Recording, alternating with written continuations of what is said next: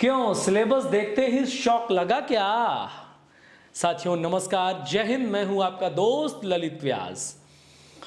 मध्य प्रदेश कर्मचारी चयन आयोग ने वर्ग 2 और वर्ग 3 के लिए रूल बुक जारी कर दी है और उसके फॉर्म की डेट आ गई है। आप सबने देखा होगा, आप सबने सुना होगा, आप सबने पढ़ा होगा और लगातार देख रहे हैं। और अगर आप वर्ग दो में गणित विषय के लिए पात्र हुए थे, यानी पात्रता परीक्षा आपने पास की थी और आप उसकी चयन परीक्षा में सम्मिलित होने का सपना सजोकर बहुत दिनों से तैयारी कर रहे थे, तो भाई साहब, देवियों एवं सज्जनों, T20 प्लेयर्स के लिए कोई जगह नहीं दी गई है। अब केवल और केवल टेस्ट प्लेयर जो वनडे की तरह खेलेगा, केवल वही इसमें क्वालिफाई कर पाएगा।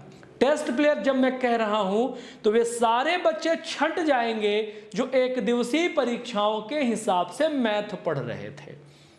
मेरी बात पर गौर फरमाइएगा, मैं बहुत सिंपल बात कर रहा हूं कि वे सभी छात्र छट जाएंगे जो एक दिवसीय परीक्षा के हिसाब से शॉर्टकट मैथ्स पढ़ रहे थे, यानी कि जो छात्र रेलवे के हिसाब से मैथ्स पढ़ रहे थे, जो छात्र एसएससी के हिसाब से मैथ्स पढ़ रहे थे, जो छात्र व्यापम के हिसाब से मैथ्स पढ़ रहे थे, सपने सजोकर बैठे थे, उन सबके सपने टूटने वाले हैं। क्योंकि वर्ग 2 के चयन परीक्षा के लिए मध्य प्रदेश कर्मचारी चयन आयोग ने अच्छा खासा बेहतरीन वाला सिलेबस डाला है, जिसे देख करके अच्छों के होश उड़ गए। अच्छों के होश ऐसे उड़ गए कि केवल तैयारी करने वालों के ही नहीं, तैयारी करवाने वालों के भी होश उड़ गए, क्योंकि कोई एक्सपेक्टेशन नहीं थी इतने हाई लेवल के सिलेबस की। तो ये हाई लेवल का सिलेबस इतने कम समय में कैसे कैच हो पाएगा, ये इंपॉर्टेंट बात है। लेकिन आपने जब पात्रता परीक्षा दी तभी क्लियर था कि आप तभी पात्र हैं जब आप मैथ से हायर सेकेंडरी होंगे और मैथ से ही आपका ग्रेजुएशन होगा या आप इंजीनियरिंग करके आए होंगे। अगर आपका मैथ विषय से ग्रेजुएशन है, मैथ से आपने इंजीनियरिंग की है, तो निश्चित ही टेस्ट प्लेयर तो आप होने चाहिए, क्योंकि आपके पास सर्टिफिकेट है। सर्टिफिकेट है इसका मतलब बहुत सिंपल है कि आपने वो सारा सिलेबस पढ़ रखा है। अब अगर वो सारा सिलेबस पढ़ रखा है तो उसको इम्प्लीमेंट करने का समय है, और उसे इम्प्लीमेंट करिए और चयनित होइए। दुखी होकर तकलीफ में आकर जाने की जरूरत क्या है, लेकिन है। क्यों है? क्योंकि इस प्रकार का किसी भी प्रकार का कोई सिग्नल हमें मिला ही नहीं था। अगर थोड़ा भी सिग्नल मिल जाता तो हमारी तैयारी उस टाइप की हो जाती। 2 महीने में केवल हम हड़बड़ाएंगे, परेशान होंगे, क्या पढ़ें क्या छोड़ दें, देखेंगे। ये तो बात थी ही थी, लेकिन मैथ में उन्होंने फिजिक्स और केमिस्ट्री भी घुसा दिया है। मैथ, केवल मैथ ही देते तो भी हम मैथ पढ़ लेते, तो भी हम मैथ पूरी तरह से क्या करते, पढ़ लेते।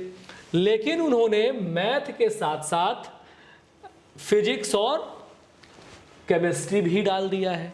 अब मैथ के साथ अगर उन्होंने फिजिक्स और केमिस्ट्री भी डाल दिया है तो बचे हुए 2 महीने अब फिजिक्स और केमिस्ट्री के लिए भी आपको डीप में अध्ययन करना पड़ेगा, क्योंकि T20 वाला अध्ययन जो वनडे एग्जाम्स में सामान्य साइंस आती है उसमें तो काम चलने वाला नहीं है।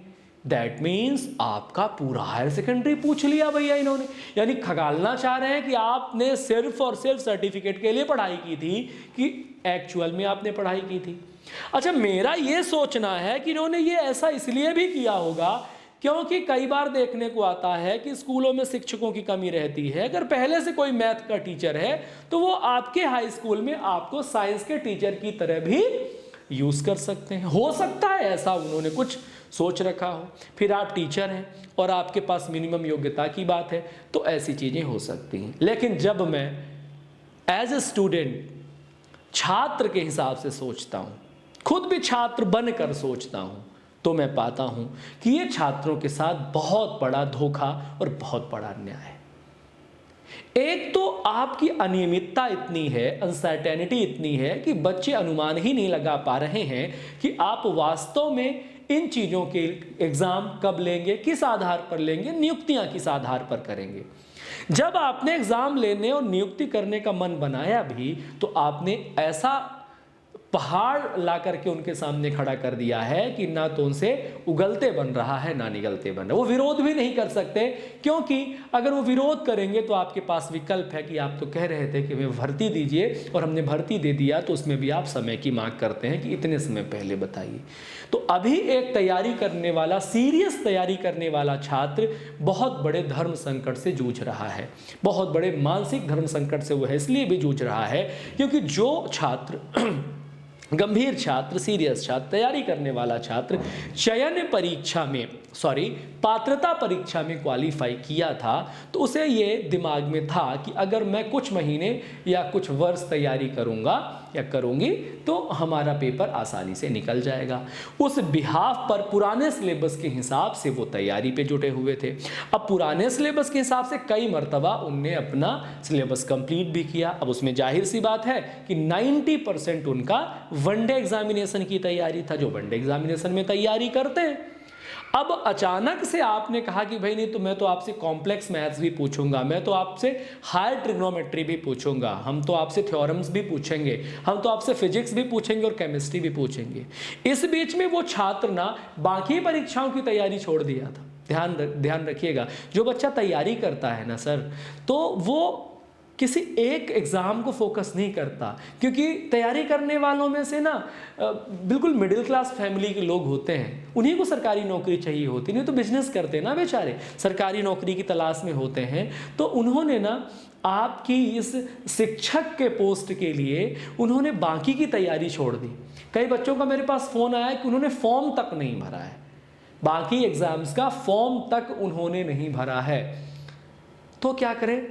तो करना कुछ नहीं है, करना कुछ नहीं है। अगर संभव हो, अगर मेरी बात वहाँ तक पहुँच रही है, तो सिलेबस इतना सुटेबल बनाएं कि उनमें सभी लोग खांचे में फिट हो पाए। ऐसा सिलेबस ठीक नहीं लगता। बिल्कुल आपकी जानकारी चाहिए तो आप जानकारी ले सकते हैं, लेकिन आप हाई स्कूल के बच्चे को पढ़वा रहे हो उनसे, और हो सकता है कई ऐसे लोग, अगर आपने एज 49 कर रखी है तो बहुत से लोगों का उसमें अभ्यास छूटा होगा। ये एग्जाम केवल वही लोग क्रैक कर पाएंगे जो टीचिंग कर रहे होंगे, लगातार टीचिंग के प्रोफेशन में होंगे, और कैसे बच्चों को पढ़ा रहे होंगे? 11th 12th यानी हायर सेकेंडरी के बच्चों को पढ़ा रहे होंगे। केवल वही लोग इसमें कंफर्ट होंगे और टैकल करने की स्थिति में होंगे, बाकी सारे बच्चे बहुत अनकंफर्टेबल है। हमारे पास कंटिन्यूस फोन आ रहे हैं, सर क्या करें? अब प्रोटेस्ट तो करवा नहीं सकते, 50 दिन भी आपने दिए नहीं है, तो अब उनको लेकर के हम सड़क पे तो उतर नहीं सकते। लेकिन अगर हो सके तो उस सिलेबस में फ्लेक्सिबिलिटी आप डाल सकते हैं और उन बच्चों को भी देख सकते हैं। परिवर्तन नहीं होने की स्थिति में उन बच्चों, हमें सिलेबस इसलिए नहीं दिखा रहा कि आप सभी बच्चे सीरियस से सिलेबस देख चुके होंगे, कौन कौन से चैप्टर हैं, कौन कौन सी व्यवस्थाएं हैं उसमें, तो मैं चैप्टर वाइज नहीं जा रहा हूँ।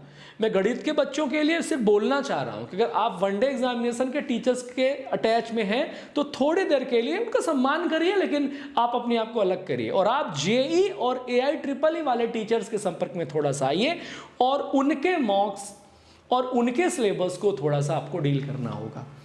यानी आपको अपने आप को ट्रांसफॉर्म करना होगा। थोड़ा सा बड़े कॉम्प्लेक्स क्वेश्चन होंगे, आपको टाइम लगेगा, टाइम टेकिंग होगा, जल्दी आंसर्स नहीं आएंगे, तो जाहिर सी बात है जो कट ऑफ है, जो 90 पार जा रहा है, वो कट ऑफ नीचे आएगा, और कट ऑफ नीचे आएगा तो उसमें न्याय होगा, पढ़ने लिखने वालों का सिलेक्शन होगा।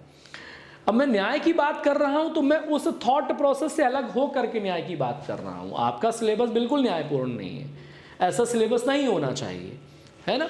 लेकिन अगर ऐसा सिलेबस है तो पढ़ना तो पड़ेगा, और पढ़कर ही हम एग्जाम में जाएंगे, और पढ़कर अगर हम एग्ज़ाम में जाएंगे तो हमें यह ध्यान रखना होगा, सभी को ध्यान रखना होगा कि अब हमें जो तैयारी करनी है वो उन बच्चों की तरह करनी है जो बच्चे इंजीनियरिंग की तैयारी करते हैं, जेई की तैयारी करते हैं, AI-EEE वगैरह की तैयारी करते हैं। हमें उनके नोट्स चाहिए होंगे, उनके हिसाब से पढ़ाई चाहिए होगी।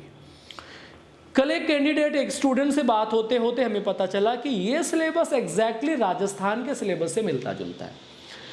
तो आप सभी लोग ध्यान से देखिएगा, राजस्थान में इससे पहले जो वर्ग 2 की भर्ती हुई है उसमें लगभग यही सिलेबस था, तो वहां से आपको थोड़ा सा रफ आइडिया मिल जाएगा कि कैसे क्वेश्चंस पूछे गए थे। और वहाँ के जो टीचर्स थे जिन्होंने उनकी क्लासेस ली होंगी, वो क्लासेस रिकॉर्डेड क्लासेस मिले आपको कैसे भी, क्योंकि अभी नया कुछ भी प्रोग्राम स्टार्ट करने पे आपके साथ बिल्कुल भी न्याय नहीं होगा। तो हमारे स्टूडेंट्स भी थोड़ा सा एक बार मैं उनको भी गाइड करना चाहूँगा कि कुछ ऐसे टीचर्स अवेलेबल हैं, तो राजस्थान का जो सिलेबस है वहाँ से जो बुक्स हैं, जो उनका रॉ मटेरियल है, फटाफट आप उसको सर्च करिए, मंगवाइए, आप एक बार चेक करिए आपके सिलेबस से वो कितना मिलान करता है, कितना मैच करता है, और आप उसको कॉम्परेटिव अध्ययन करिए। कम समय बचा है, बहुत बात करने और बहुत ज़्यादा इन तमाम चीज़ों को सुनने समझने का वक्त है नहीं, तो फटाफट आप लोग रेडी हो जाइए। और मैथमेटिक्स ने बम फोड़ा है भैया, बम फोड़ा है। T20 प्लेयर पूरे ही गायब होने वाले हैं। मैं बार बार ये क्यों बोल रहा हूँ, इस वर्ड का मतलब समझिए कि ट्रिकी मैथ्स पढ़ने वाला हर स्टूडेंट जिसका बेसिक फाउंडेशन वीक है, निल है, ज़ीरो है, हवाई मैथ्स वाले सारे स्टूडेंट बाहर होने वाले हैं अगर इस सिलेबस के मुताबिक आपका एग्ज़ाम होता है, जिसमें अर्थमेटिक को बिल्कुल ही हटा दिया गया है और जो सबसे ज़्यादा शॉकिंग आपके लिए रहने वाला है। तो आप सभी लोग तैयारी का मॉड्यूल चेंज कर दीजिए, तैयारी का मूड बदल दीजिए, और उम्मीद करता हूँ कि सरकार तक मेरी बात पहुँचे। मैंने कुछ लिखा भी है, आप लोग शेयर करिए, मेरा ये वीडियो भी शेयर करिएगा। सरकार तक मेरी आवाज़ पहुँचाने में आप सभी का बहुत योगदान है। ये एक भगीरथी प्रयास होता है, एक गिलहरी प्रयास होता है। अगर कोई आपके हित की बात करता है तो आप सभी लोगों को सक्रिय होना चाहिए, और अगर हम कुछ बात कहते हैं तो इससे सरकारों तक बात पहुंचती है, तो वहाँ मंथन जरूर होता है। उस मंथन के आधार पर हो सकता है कि रिजल्ट आपके फेवर में हो। पढ़ाई करना है, आलस में नहीं बैठना है, निराश नहीं होना है, हताश नहीं होना है, दुखी नहीं होना है, क्योंकि ये सिलेबस केवल आपके लिए नहीं है, ये सिलेबस ऑल कैंडिडेट्स के लिए है, जितने भी लोग इसमें हिस्सा ले रहे हैं। फॉर्म भरिए, पढ़ाई करिए, और मुझसे जिस भी प्रकार की हेल्प चाहिए होगी मुझसे बात करिए। आप निश्चित तौर पर आपको सफलता मिलेगी और आप बहुत अच्छा करेंगे। मिलते हैं फिर किसी दूसरे वीडियो के साथ इसी प्रकार की नॉलेज को लेकर के। बहुत बहुत शुक्रिया, बहुत बहुत धन्यवाद।